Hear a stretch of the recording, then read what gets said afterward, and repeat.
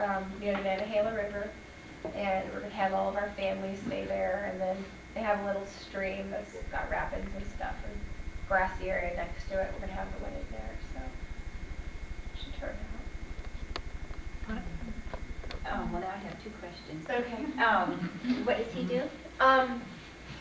Right now he is selling cars, not what he wants to do. But eventually he wants to be a missionary pilot, so that's the plans for the future. But he's kind of in limbo right now. Is he a pilot yet, or No. First step one? No, he was a Marine for 2.5 years out of high school, and so he hasn't been to college yet. And then he's planning on going there where we have some money. So. And who's doing the, who's officiating the wedding? Is that how it's said? We don't know yet. Minor detail.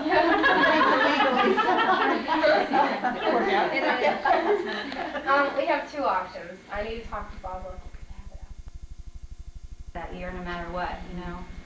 Don't expect it to be perfect, huh? Right, I mean, just, you know, relax and realize your marriage isn't ending. Oh, great! It's a lot of years. You have a lot more years to worry about. It's not ending. I know. It's just the beginning of that. Oh, good. The first year of having a child, I think, is harder than the first year of marriage. Of course, that was our second year of marriage. But anyway. But everything doesn't have to be perfect. No, I mean, you don't expect. You don't expect. Yeah, I mean, I think it's one thing I admire Anthony about. You know, his mom. It seems to me she's perfect. You know, she's always had the housework done and meals cooked and everything. And you know, I did kind of the same thing. Came home from traveling from Maine, you know, from honeymoon, and started school 2 days later, and the boxes weren't unpacked, and I couldn't find my school clothes, and couldn't find my books, and you know, he cut me a lot of slack, and I mean, I needed that, and I had to learn to cut him slack too, that he was learning to, you know, share space and not have his mom. So, just live with hormones. yes. Yeah.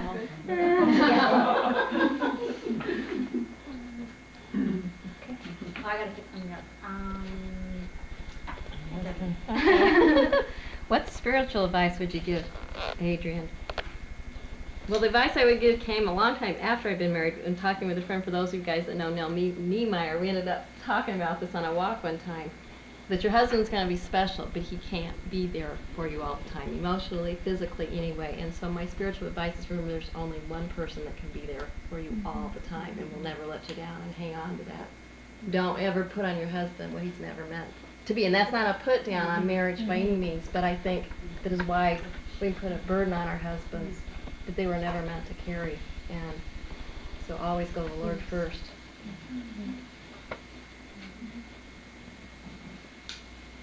You're looking at me.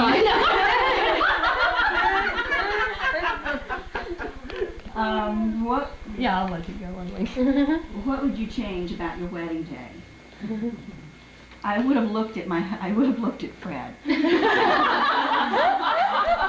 Because I thought he was scared, and so I was squeezing his hand, and he thought I was scared, so he was squeezing my hand, and both of us were dying. And I didn't want to look at him and embarrass him, and he didn't look at me, and when we let go, our hands were just purple. That's about it. My cousin, we saw a video of my one cousin's wedding, and the bride was cross-eyed the whole time. She was just so nervous. She was, I guess I was just scared.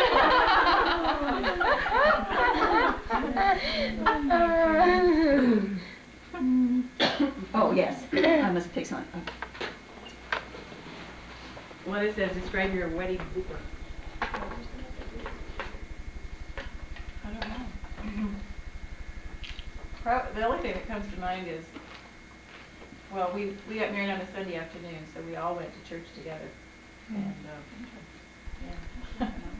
And I think it was that day, Dave decided that maybe we should change the place where we kissed so that we wouldn't forget. Like you can forget. I told him, I'm sure the pastor will take care of it. He'll remind us that when he says, you know, all these things, then he'll say, you kiss your bride. I don't think he'll forget. Now, Patsy, okay, I really think Well, don't you think maybe we should talk to him? Maybe we should change what we do. There's not a whole lot of room up there on stage. No. Okay, come on.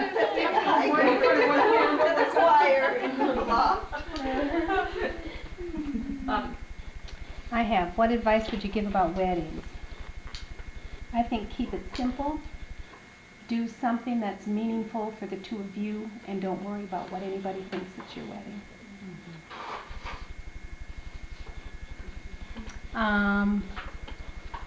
Mika. You already went and I missed you. Who hasn't gone? Okay. Okay, mine is also advice.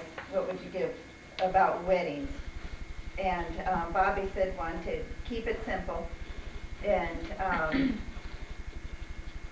think of what it is that you like you've done the outdoors, and to bring that into the wedding, and that, again, that it's okay if you're doing something that's different. It's your wedding.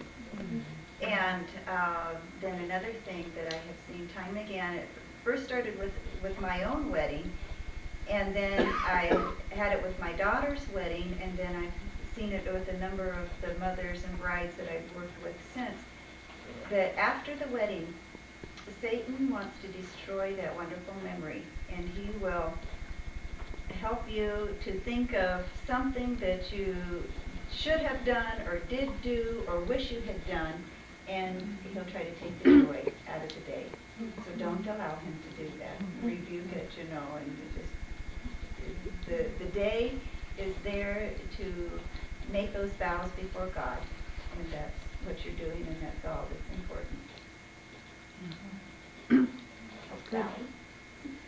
My question is, if you could do it over again, what would you change about your wedding day? That's an interesting question because we've been married 23 years, and at the time, I wouldn't have changed a thing. You know, I loved it. I thought it was just perfect. But like if I was getting married now, then you know, I probably would have done a whole different wedding because it's, you know, it's a different. They do weddings different now than what we did. You know, mince and cake. But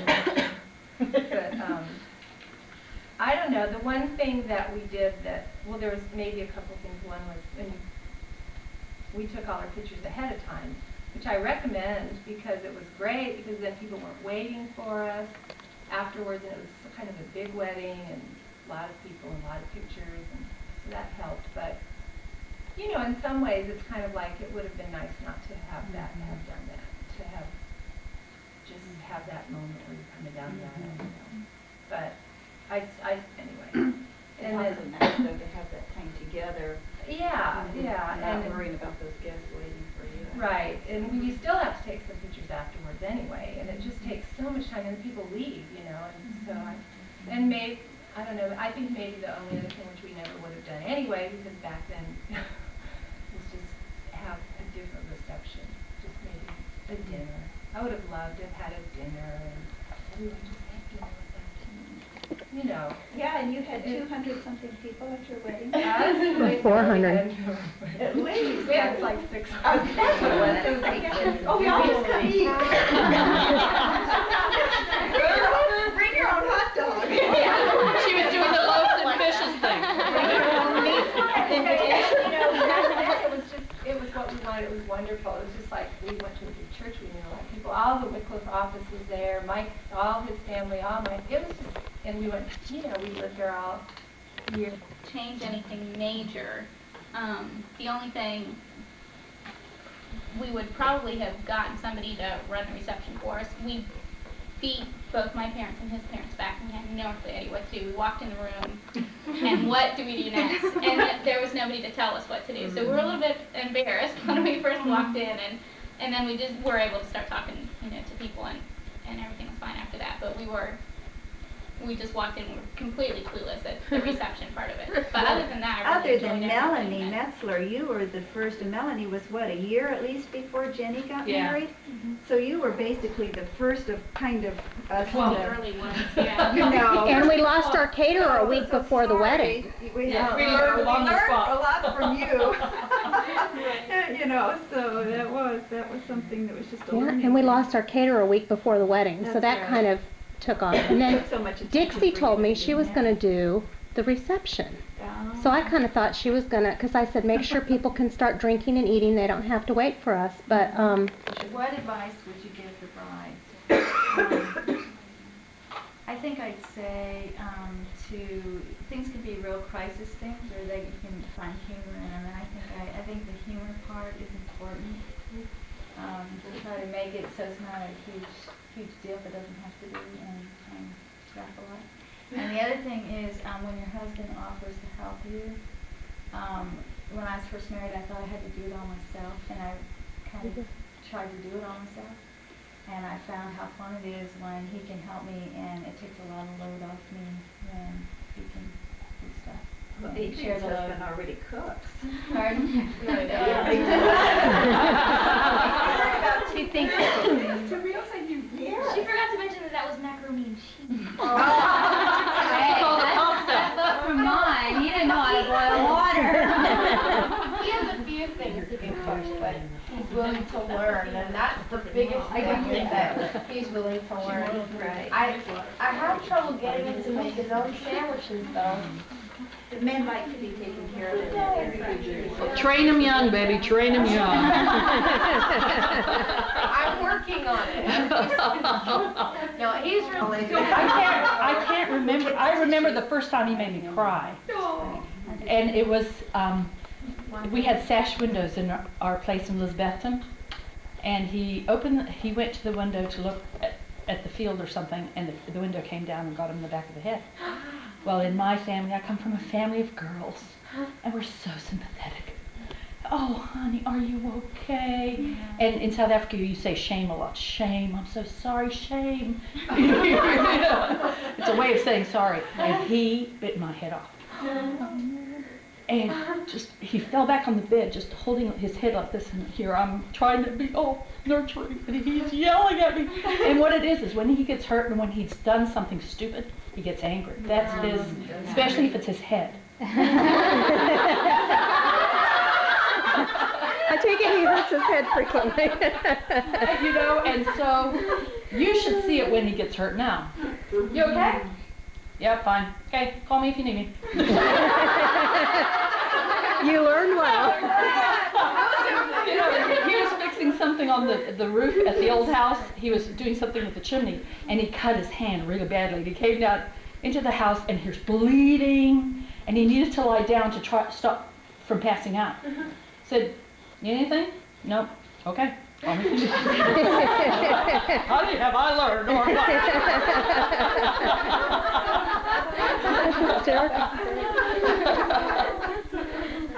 And I just had to learn, and he had to learn to, baby me a little when I needed it. So it wasn't a fight, but we learned how to adjust to expectations, I guess. Debbie, you have an answer yours. I don't have a question. Oh, I'll give you a question. It's recording now.